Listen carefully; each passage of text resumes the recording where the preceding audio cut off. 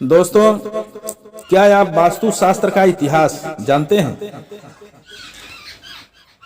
वैसे तो भारतीय इतिहास में वास्तु शास्त्र और शिल्प पहले से ही मौजूद था, लेकिन इस विद्या पर उस समय विशेष रूप से खोज की गई जिस समय भारत में आर्य का आगमन हुआ था। ऋग्वेद से इस बात की जानकारी मिलती है कि हजारों वर्ष पहले भारत में खगोल व ज्योतिष शास्त्र की खोज एवं अध्ययन किया गया था। आदिकाल से ही भारतीय ऋषि मुनियों ने सिद्धांत, निवेश एवं संहिता पर गंभीर स्टडी किया था। इन लोगों में फलित एस्ट्रोनॉमी को विभिन्न भागों में बांटा था, जिनमें एक वास्तु शास्त्र भी मुख्य है। वास्तु शब्द वस्तु से बना है और इस संसार में किसी भी प्रकार के निर्माण कार्य के लिए वास्तु की आवश्यकता होती है, जो वास्तु के अंतर्गत आती है। परंतु वास्तु का संबंध मकान निर्माण के लिए बताया गया है। वास्तु शास्त्र का उदय एवं संरचना सृष्टि के पंचभूतात्मक सिद्धांत पर आधारित है। कठोर उपनिषद में लिखा है कि संसार में निर्मित कोई भी वस्तु, चाहे वह छोटी हो या बड़ी, उसका निर्माण पंच तत्व से ही हुआ है। वास्तु शास्त्र में बताया गया है कि मकान का निर्माण आकाश, वायु, अग्नि, जल और पृथ्वी तत्वों को से उपलब्ध कराया जाए।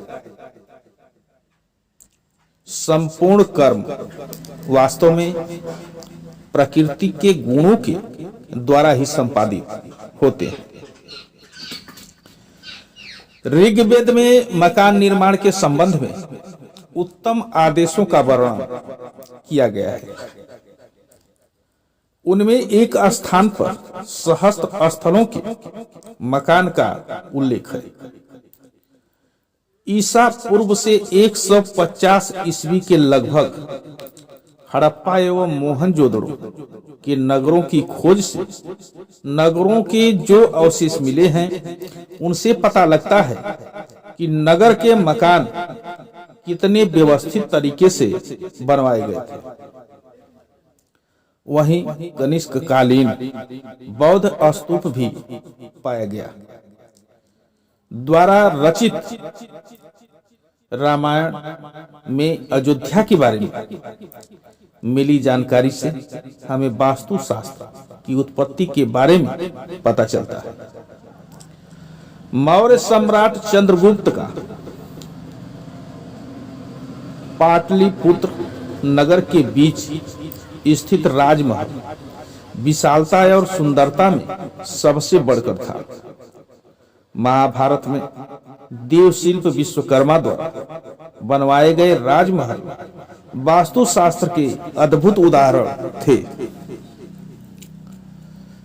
मुगल कालीन ताजमहल वास्तु शास्त्र का अनुपम उदाहरण है। दक्षिण भारत में स्थित भगवान वेंकटेश्वर तिरुपति का मंदिर वास्तु शास्त्र के सिद्धांतों पर ही आधारित है। इसका प्रवेश द्वार पूरब में एवं वाटर सोर्स उत्तर पूर्व में है। यह मंदिर सबसे वैभवशाली माना गया। भारत के अतिरिक्त अन्य देशों में भी वास्तु शास्त्र को अलग अलग नामों से जानते हैं। उनकी भौगोलिक परिस्थिति के अनुसार हजारों वर्षों से प्रचलन में है तथा उनकी स्टडी से हमें यह आभास अवश्य होता है कि वायुमंडल में न दिखने वाली जो सूक्ष्म ऊर्जा है, उसका ज्ञान उन सभी विद्वानों ने प्राप्त किया है जिन्हें भवन निर्माण में प्रयोग पर बल दिया गया। क्योंकि हर देश की भौगोलिक परिस्थितियां अलग अलग हैं। चाइना का सांस्कृतिक इतिहास भी बहुत पुराना और संभ्रांत है। हजारों साल पहले इस बात की सर्च की गई थी कि वायुमंडल में ऐसी तरंगे हैं जो मनुष्य जीवन को प्रभावित करती हैं। इस बात की भी खोज की गई थी कि इन तरंगों में सकारात्मक और नकारात्मक चरित्र भी होते हैं। 1500 साल तक भारत पर लगातार विदेशियों के आक्रमण होते गए, जिससे लोक जीवन त्रस्त तो हुआ, साथ साथ अपनी पहचान बनाए रखने के लिए अधिक ध्यान दिया जाने लगा। इसके परिणाम स्वरूप हम अपनी प्राचीन विद्याओं को भूलते गए और आक्रांताओं की गुलामी में फंसते चले गए। उनकी कलाओं, भाषा और संस्कृति को अपनाने के लिए विवश होते गए। परंतु भारतीय जीविका बहुत शक्तिशाली थी। उसने आक्रांत संस्कृतियों को भी अपने रंग में रंग लिया और एक नई मिली जुली सभ्यता को जन्म दिया। 20वीं शताब्दी के अंतिम दशकों पर कुछ पश्चिमी विद्वानों का ध्यान भारतीय वास्तुशास्त्र की ओर गया तो वे दंग रह गए।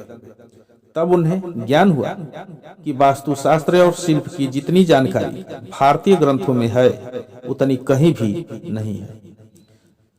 जब उन्होंने भारतीय वास्तुशास्त्र की विशेषता अपनानी शुरू की, तब हम फिर से वास्तु एवं कला की ओर अभिमुख हुए। इसके बाद वास्तुशास्त्र भारतीय समाज में एक अत्यंत महत्वपूर्ण स्थान ले लिया। जय श्री राम दोस्तों।